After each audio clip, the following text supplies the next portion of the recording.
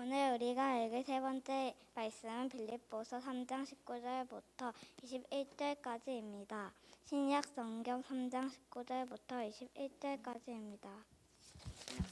321페이지입니다. 빌립보서 3장 19절부터 21절까지입니다. 그들을 마침은 멸망이요 그들의 신은 배요 그 영광은 그들의 부끄러움에 있고 땅의 일을 생각하는 자라. 그러나 우리의 시민권은 하늘에 있는지라. 거기로부터 구원하는 자 곧 주 예수 그리스도를 기다리노니 그는 만물 자기에게 복종하실 수 있는 자의 역사로 우리의 낯을 몸을 자기 영광의 몸의 형체와 같이 변하게 하시리라. 이는 거룩하신 하나님의 말씀입니다.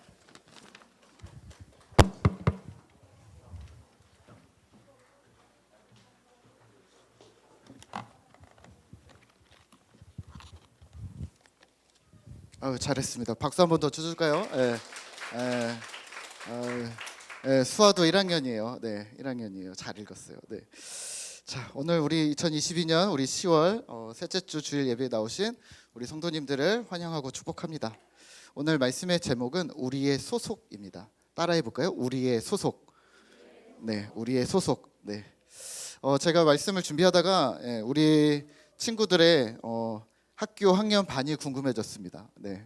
그래서 한번 물어볼까 하는데 대답해 줄 수 있어요? 네. 네. 우리 수아는 어디 학교 몇 학년 어디 갔어, 수아? 네. 우리 네, 문건은 어디 학교 몇 학년 몇 반이에요? 5학년 4반이에요? 네, 제가 5학년 4반인 줄 알고 있었어요. 네. 5학년 4반. 네. 우리 시윤이는요? 유치원 무슨 반? 응? 한국 키움. 한국 키움 유치원이에요? 반. 키움 반? 그래요? 그러면 지안이는요? 생각 중?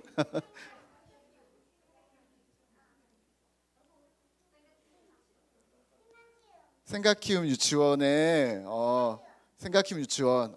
그래요. 네. 그러면은 우리 지한이는요? 지한이는 초등학교 늘봄 초등학교 몇 학년 몇 반? 2학년. 늘봄 초등학교래요. 전 늘봄 초등학교구나. 거기 앞에가. 우리 세린이는요? 아가씨가 됐어요. 네. 어디 갔어요? 여기 어디 노엘이 어디 갔어요? 어디 갔어? 노엘이는 무슨 초등학교? 한백 초등학교 몇 학년 몇 반? 1학년 4반. 뭐 다 소속이 있네요. 애기들이 다 집에만 있는 줄 알았는데. 그래요. 문다솔은요? 목동 초등학교. 네. 목동 초등학교 1학년 10반. 네. 알고 있어요. 네. 그래요. 우리 이삭이도 있습니까? 이삭이? 사랑반? 알았어요. 생각 키움 유치원의 사랑반. 사랑 키움 유치원. 알았어요. 그래요. 아니 우리 애기들이 다 집에만 있는 줄 알았는데 그쵸? 다 소속이 있어요. 우리 어른분들은 다 소속이 있잖아요. 그쵸? 애들이 참. 네. 우리가 어디를 다닌다 혹은 어디에 속해 있다라는 말은 이 말을 갖다가 우리가 소속이라고 말을 합니다. 네. 오늘 말씀을 통해 우리의 진정한 소속이 어디인지 좀 묵상하는 그런 귀한 시간 되시기를 소망합니다. 오늘 우리가 묵상할 빌립보서는요, 사도 바울이 빌립보 교회라는 곳에 쓴 편지입니다. 이 빌립보라는 도시는 제2의 로마라고 불릴 정도로 매우 특별한 도시였습니다. 우선은 우리가 로마사를 보시면 옥타비아누스 황제가 자신의 주요 군사들을 또 장교들을 빌립보에 주둔을 시켰었습니다. 그리고 이후로는 군인들이 아무래도 익숙한 장소잖아요. 그래서 군인들이 또 제대한 퇴역 군인들이 정착했던 특별 식민지였습니다. 그 당시에 군인들을 생각해 보시면요, 우리나라도 마찬가지지만 군인 계급이니까 상류 계층이었고요, 또 부유했고 또 퇴역 군인들이니 정치적인 권한들도 있었을 것입니다. 이런 배경 때문에 빌립보 사람들은 비록 식민지였지만 로마 시민과 같은 특권, 개인 재산을 소유하거나 재판권을 가진다거나 또는 인두세와 토지세를 감면받는 그런 특권들을 누렸습니다. 이 사람들은요, 빌립보 사람들은 로마라는 나라와 로마라는 도시를 매우 자랑스러워했고 또 본인들이 빌립보 시민인 것도 자랑스러워했습니다. 이러한 겉모습의 이면에는 또 이런 부분들이 있었습니다. 문화, 철학, 종교들은 타락의 길을 걷고 있었는데요. 우상 숭배와 또 성적인 타락이 심했고 어떻게 살아야 하는가에 실존적인 방식과 윤리 문제에 관심이 많이 있었습니다. 특히 이런 것들이 있었습니다. 인간은 운명을 거스를 수 없어라는 운명론, 숙명론이 대세를 이루었습니다. 그래서 이런 양상이 나타나는데요. 이 거스를 수 없는 운명을 어떻게 우리는 개선할 수 있을까? 타개할 수 있을까? 이러면서 이렇게 생각을 했습니다. 어떤 신이든 나한테 필요하다면, 나를 도울 수 있다면 어떤 신이든 우리는 써먹을 수 있어야 된다. 그래서 우상이 발달을 했고 점성술이 발달을 했고 여러 종교들이 퍼져 있었습니다. 사도행전 16장에 빌립보에서 사도 바울이 제일 먼저 했었던 일이 자신을 따라다니던 점치는 어떤 여종의 귀신을 쫓아내주거든요. 이 이야기가 바로 빌립보에 매우 성행했던 일들입니다. 이 부유함이라는 이 이면에 내적인 절망, 이건 피할 수 없어, 이런 운명, 그리고 또 두려움, 그러면 어떡하지? 라는 이러한 두려움들이 가득했었던 것이죠. 이런 사회적, 종교적 상황을 잘 알고 있는 사도 바울은 오늘 빌립보서 3장에서는 두 가지 부류의 사람들을 경계하라고 말합니다. 첫 번째는 율법주의자들입니다. 그리고 두 번째는 세속주의자들입니다. 2절부터 등장하는, 오늘 3장 2절부터 등장하는 유대 율법주의자들은 이렇게 말합니다.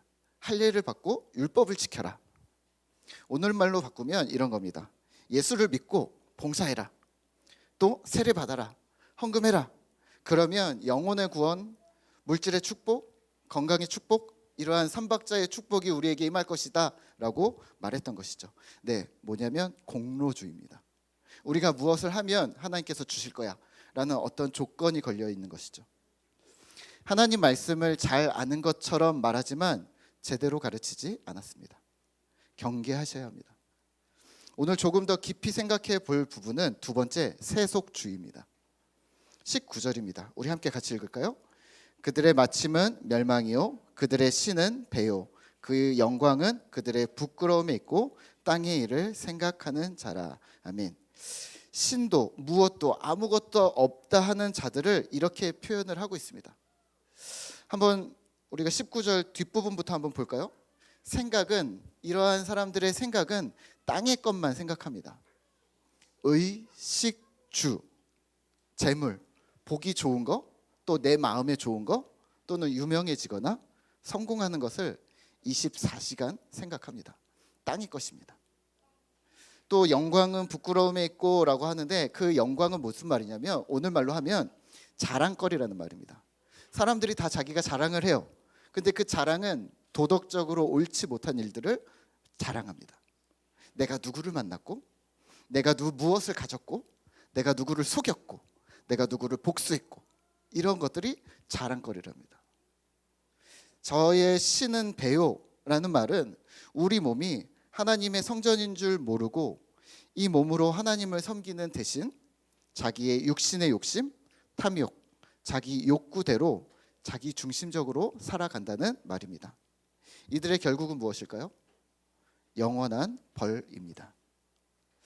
사도 바울은 이 두 가지 사안에 대해서 명확한 답변을 내놓습니다.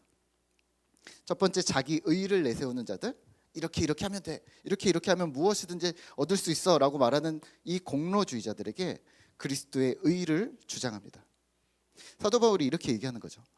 내가 그리스도 외에는 모든 것을 배설물로 여기겠다. 인간의 수고와 노력은 그리스도 십자가의 희생 앞에서 아무것도 아니지 않는가 라고 이야기를 합니다. 또 반면에 자기의 쾌락, 나의 욕구, 어떤 목적들을 앞세우는 자들에게는 그리스도의 표대를 제시합니다. 요즘 말로 하면 깃발이라고 할까요? 목표점이라고 할까요? 예를 들면 이렇습니다. 어떤 피아니스트가 연주회를 했다고 합니다. 연주회를 막 했는데 연주회가 끝나자마자 사람들이 막 박수를 치는 거예요. 환호성을 지르고 뜨겁게 박수를 쳤지만 이 피아니스트의 얼굴이 계속 굳어 있었고 긴장된 상태였다고 합니다.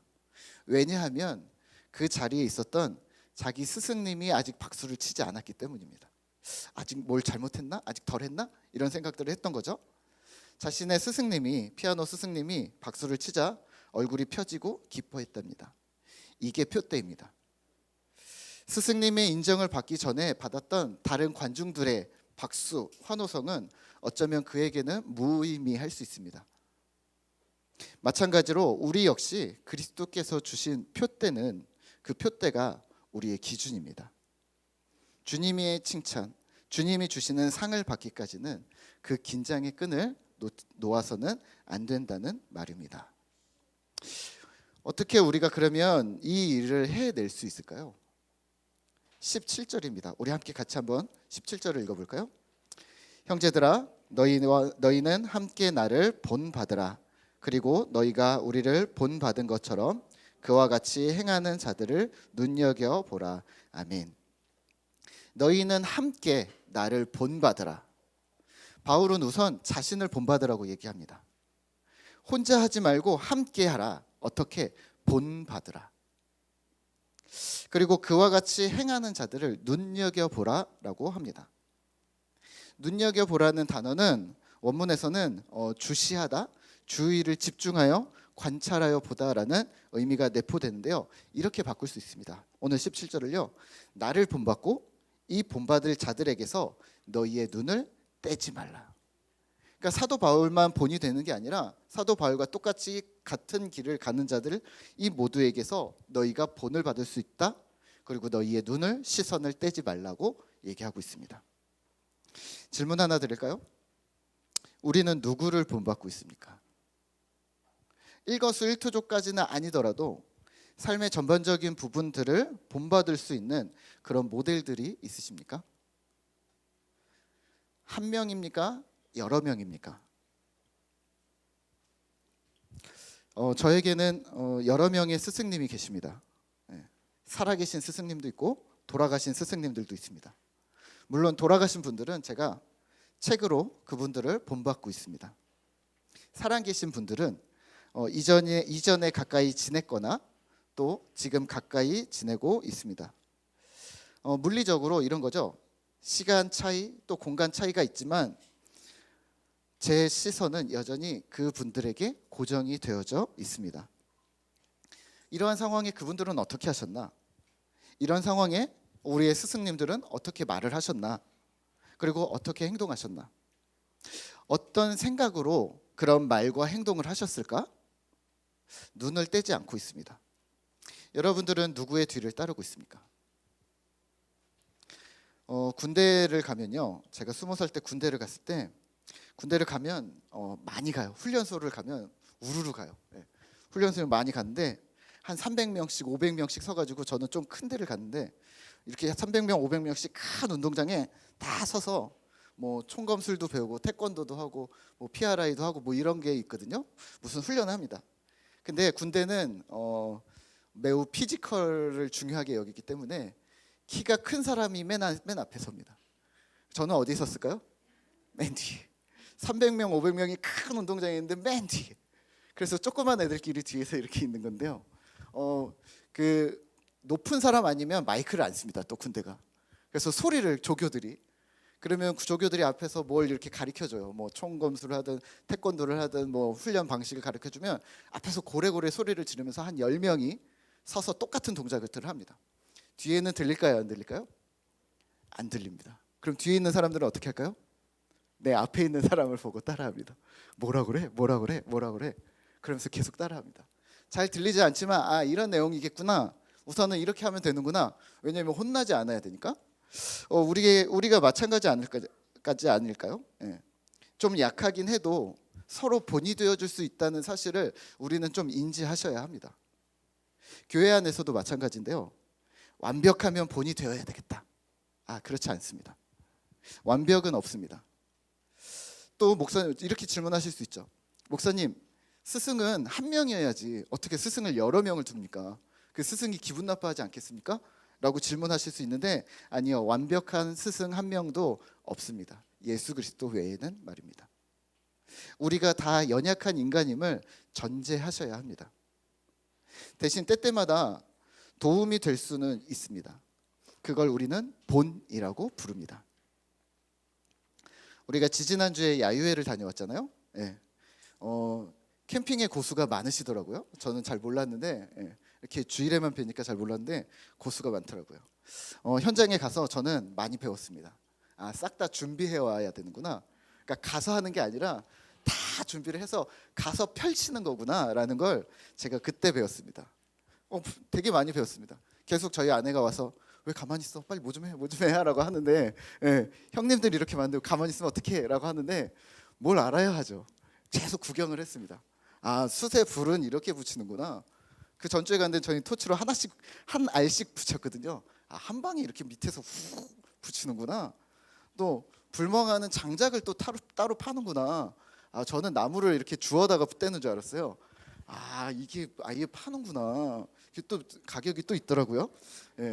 또 새우를 밖에서 어떻게 먹어? 했는데 드시더라고요. 소금을 어떻게 깔아? 그런데 다 깔아가지고 알아서 이렇게 하시는 거 보면서 신세계였습니다. 혹시 이런 분들이 없어서 참 다행이었습니다. 목사님은 다 잘하시잖아요. 그러니까 불도 피워주고 된장국도 끓여주시고 새우도 해주시고 뭐 고기도 잘라주시고 이렇게 해주세요라고 했었으면 저는 아마 도망갔을지도 모릅니다. 왜냐하면 할 줄 아는 걸 하는 거지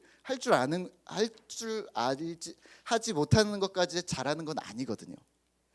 완벽하고 다 잘하는 사람들은 없습니다. 부분 서로 보완해주고, 또 아직 미숙한 저 같은 사람들은 이제 보면서 배우는 거죠. 시선을 떼지 않았습니다. 딱 보니까 고수들이 몇 명 있었습니다. 티가 바로 납니다. 딱 가자마자 우리 오늘 은채 아버님이 오셨는데 은채 아버님이 고수더라고요. 또 곽 집사님 안 그래도 장비로 막 가져와갖고 장비로 딱 꼬챙이 딱 깔고 막 이렇게 하는 거 보면서 고수들이 몇 명 있구나 이런 생각을 하면서 제가 뭘 했냐면 계속 시선을 떼지 않았습니다. 지금은 뭐 하고 계시나? 특히 우리 이채재 성도님을 지금은 뭐 하고 계시나? 고기 굽고 계시는구나. 또 이렇게 있다가 지금은 또 뭐 하시나? 장작을 또 넣고 있구나. 또 이렇게 했다가 보니까 또 테이블에 또 있고 있다가 또 보니까 이 흡연실에 계시구나. 그래서 그렇지. 지금 언제 쉬지 그러면서 봤는데 지금 쉬시는구나. 딱 그러시더라고요. 계속 봤습니다. 눈을 떼지 않았습니다. 본을 받는 겁니다. 만약 이게 우리가 조직이 돼서 우리가 자주 캠핑을 가게 되면 그거는 캠핑 공동체가 되는 겁니다. 서로 본을 주고받고 돕고 끌어주는 그런 캠핑 공동체죠. 같은 목적을 가진 사람들이 서로 돕고 보완하면서 이끌어주고 밀어주는 것이 공동체이거든요. 오늘 사도 바울은 이런 이야기를 합니다. 율법주의자들 또는 세속주의자들에 대해서 경계하면서 공동체인 우리가 서로 이끌어주고 따르면서 주님을 따르자라고 말합니다. 십자가의 원수로 행하지 말고 하나님의 백성으로 예수를 따르며 살자고 독려합니다. 근데 이 말을 좀 멋있게 합니다. 그 당시 상황에 맞게 합니다. 20절입니다. 우리 함께 같이 읽을까요? 그러나 우리의 시민권은 하늘에 있는지라 거기로부터 구원하는 자 곧 구주 예수 그리스도를 기다리노니 아멘. 로마를 바라보고 로마 시민권에 자부심이 있는 자들에게 우리의 소속은 로마보다 더 큰 하늘이다. 우리는 하늘나라 시민이다라고 말합니다. 우리는 하늘에 속했다. 우리의 정체성은 예수 그리스도를 기다린다라고 말합니다. 간절히 갈망한다라고 말합니다. 왜 그랬을까요? 21절에 보면 우리 낮은 몸을 예수님처럼 변하게 하실 것이다.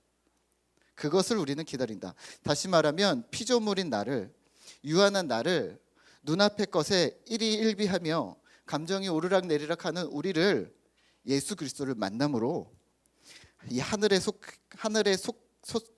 소속된 존재, 눈앞의 것에 흔들리지 않는 존재, 땅의 것에 매여 살지 않는 하늘 시민으로 살게 할 것이라는 말입니다. 그러면 오늘 우리는 어떻게 살아야 한다는 말일까요? 이 땅을 살며 하늘나라를 사는 것입니다. 이 땅을 살며 하늘나라를 살아가는 것입니다. 저는 고등학교, 대학교 시절에 경제적으로 좀 어렵게 지냈습니다.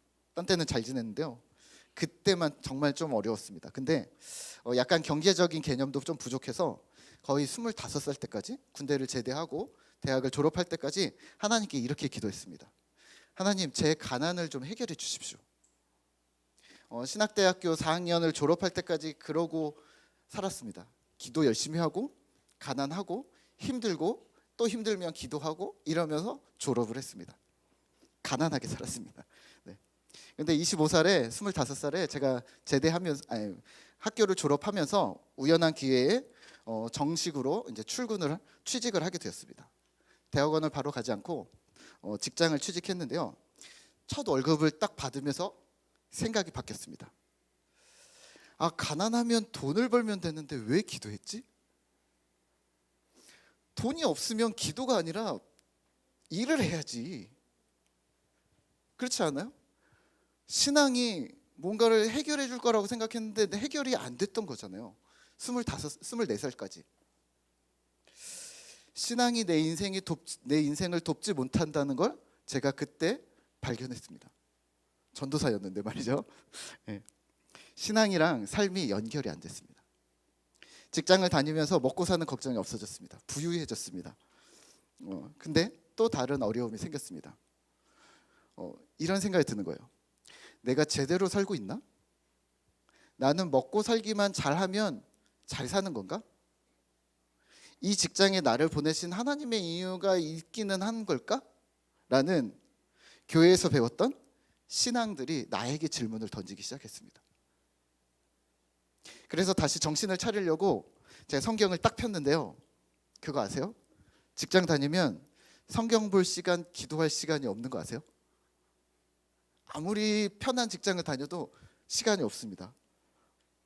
그러면 이제 질문을 하시겠죠? 아, 목사님, 잠자는 시간을 줄이면 되죠. 아니, 체력이 안 남아요. 네. 제가 어떤 카툰을 봤는데 저랑 너무 동감이 되더라고요. 회사를 갈 때는요, 계속 제가 사당동부터 서초까지 가야 되는데 양재까지 가야 되는데 간 내내 졸려 이러면서 가는 겁니다. 퇴근하면요, 배고파. 그럼 도착하자마자 막 뭘 먹고 나면 바로 기절입니다. 여기에 성경을 볼 시간, 기도를 할 시간이 없다는 것을 제가 그때 명확하게 깨달았습니다. 근데 마음에 계속 가책이 있는 거죠. 그렇게 일주일을 살고 주일에 교회를 가서, 제가 전도사라고 했잖아요. 학생들에게 하나님 바라보며 삽시다. 믿음으로 삽시다. 내가 하는 그 설교가 제가 이해가 안 되는 거예요. 근데 이걸 어떻게 하지? 하나님 바라봐야 되는 거 맞는데 나는 어느 틈에다 하나님을 끼워 넣을 수 있을까? 이론적으로는 알아요. 이 땅을 살면서 나는 하늘나라, 천국을 경험하며 살아야 돼. 근데 그게 실현이 안 되는 거죠. 도무지 이 땅을 사는 것과 하늘나라를 살기가 조화를 이루는 게 잘 되지가 않는 거죠. 거기서 제가 살아남을 수 있었던 건, 그리고 다시 신학으로 돌아올 수 있었던 건 말씀 묵상과 좋은 책들이었습니다. 삶을 바꾼 거죠. 회사에 2시간 전에 가서 영어 학원을 갔다가 끝나면 커피숍에 앉아서 큐티랑 책들을 열심히 읽고 9시 땡 하면 출근하는 거죠. 회사에서는 좋아하지 않았을 수 있습니다. 미리 출근해서 업무를 준비하지 않고 지각하기 딱 5분 전에 딱 칼같이 도착하는 저의 모습을 좋아하지 않았을 수도 있는데요. 죄송합니다. 제가 살아남기 위해서는 어쩔 수가 없었습니다. 그날 하루 주어지는 메시지들은 이렇게 말했습니다. 문혁, 너는 신자야. 오늘 회사에서 이제 이 업무를 시작할 텐데 너는 신자야. 그걸 잊지 마. 결국은 정체성이었습니다. 나는 누구인가? 그리스도인. 나는 누구인가? 하나님의 자녀. 나는 누구인가? 신자. 이 간단한 주제를 매일 스스로 각인하지 않으면 금세 잊혀지더라고요.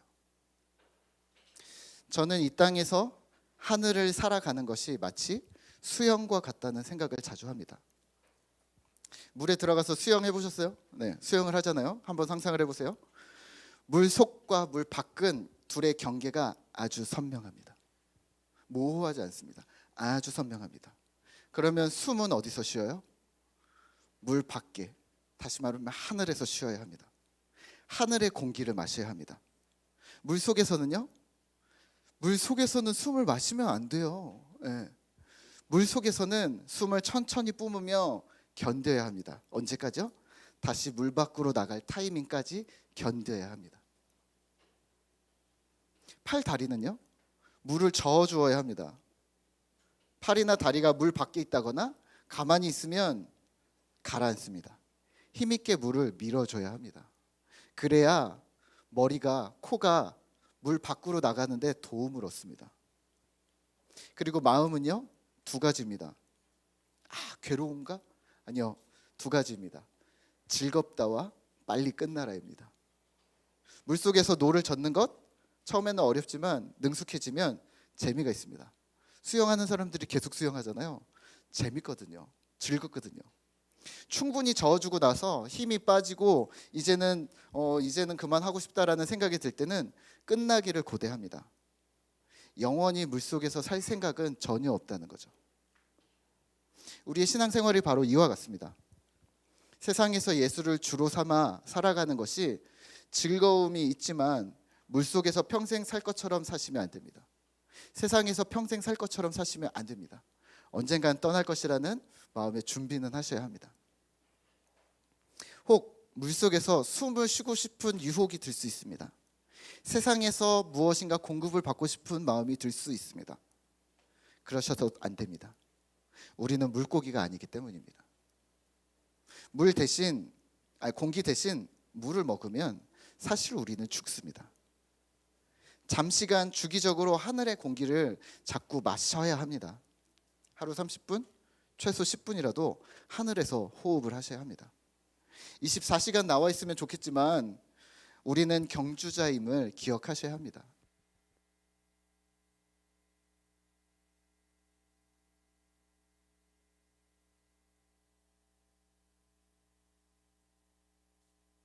마이크가 나갔네요. 주님 오실 때까지 말입니다. 네. 자, 그러면 이렇게 정리할 수 있습니다. 수영은 물속에서 하는 겁니다. 신앙생활은 세상에서 하는 겁니다. 그리고 기본 태도는 인내입니다.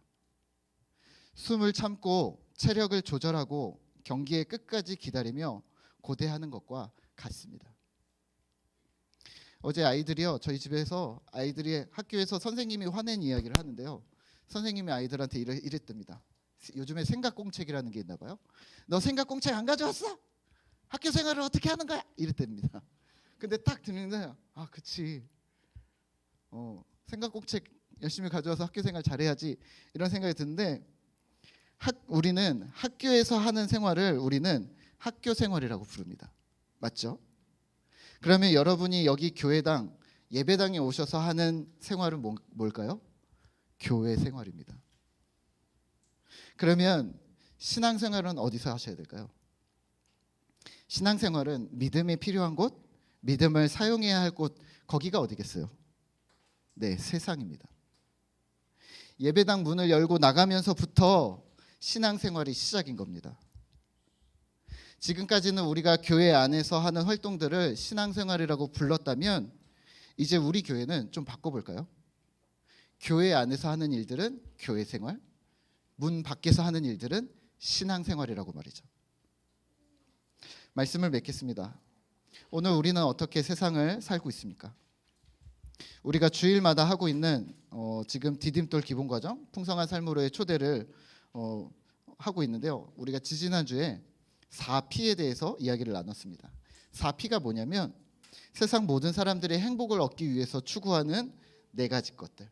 쾌락, 명예, 권력, 재산. 이 4가지를 얻으면 세상 사람들은 행복을 얻는답니다. 세상에서 중요하다고 말하는 것들을 따라 지금 나도 살고 있다면 세상을 본받아 살고 있다면 나는 세상에 속한 사람입니다.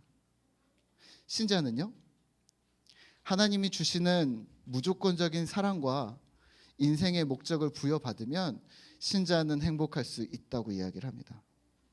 부탁드리기는 세상에서 살지만 세상 방식으로 살지 마시죠. 우리는 하늘에 속해 살아야 합니다. 진정한 행복은 무조건적인 하나님의 사랑과 목적이 있는 삶입니다. 그 사랑을 예수님을 통해 이미 받고 계시죠. 그 사랑을 기억하시며 또 성경이 말하는 방향을 따라 목표를 따라 살아가는 그런 꿈터 공동체 되시기를 소망합니다. 우리 함께 이 시간에는 우리 원하고 바라고 기도합니다. 우리 함께 찬양하고 기도하도록 하겠습니다.